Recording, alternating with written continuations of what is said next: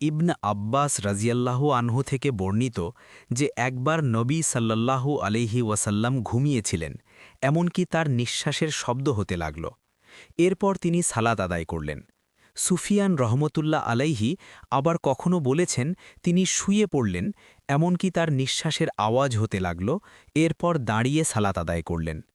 অন্য সূত্রে সুফিয়ান রহমতুল্লাহ আলাইহি ইবন আব্বাস রাজিয়াল্লাহু আনহু থেকে বর্ণনা করেন, তিনি বলেন, আমি এক রাতে আমার খালামা মাইমুনা রাজিয়াল্লাহু আনহা এর কাছে রাত কাটাবাম।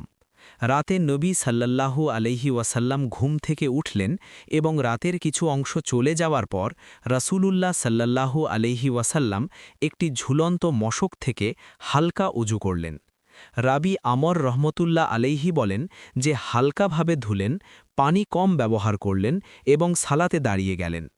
ইবন আব্বাস রাজিয়াল্লাহু আনহু বলেন, তখন তিনি যেভাবে অজু করেছেন আমিও সেভাবে অজু করলাম এবং এসে তার বাঁয়ে দাঁড়িয়ে গেলাম। সুফিয়ান রহমতুল্লাহ আলাইহি কখনো কখনো ইয়াসার বা বাম শব্দের স্থলে শিমাল বলতেন। তারপর রাসূলুল্লাহ সাল্লাল্লাহু আলাইহি ওয়াসাল্লাম আমাকে ঘুরিয়ে তার ডান দিকে দাঁড় করালেন। এরপর আল্লাহর যতক্ষণ ইচ্ছা ততক্ষণ তিনি সালাত আদায় করলেন। এরপর কাত হয়ে ঘুমিয়ে পড়লেন, এমনকি তার নাক ডাকতে থাকল। এরপর মুয়াজ্জিন এসে তাকে সালাতের কথা জানিয়ে দিলেন। তিনি তার সঙ্গে সালাতের জন্য রওনা হলেন এবং সালাত আদায় করলেন, কিন্তু অজু করলেন না।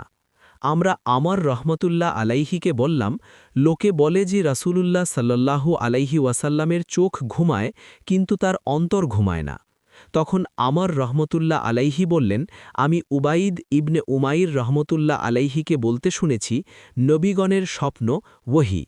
এরপর তিনি তিলাওয়াত করলেন, ইন্নী আরা ফিল মানামি আন্নী আযবাউকা, আমি স্বপ্নে দেখেছি যে তোমাকে জবেহ করছি। সূরা আস-সাফ আয়াত ১০২। সহিহ বুখারী হাদিস নম্বর ১৪০।